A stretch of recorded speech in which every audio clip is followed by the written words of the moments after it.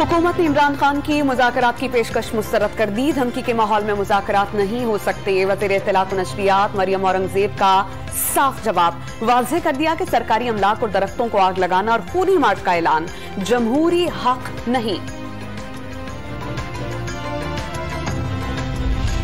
इमरान खान का लॉन्ग मार्च की इजाजत के लिए पीर को सुप्रीम कोर्ट जाने का ऐलान। अदालत से पूछेंगे क्या पुरअमन एहतजाज का जमहूरी हक हासिल नहीं। पेशावर में कोर कमेटी इजलास के बाद प्रेस कॉन्फ्रेंस। वाज़ेह कर दिया कि आज से तैयारी शुरू कर दी।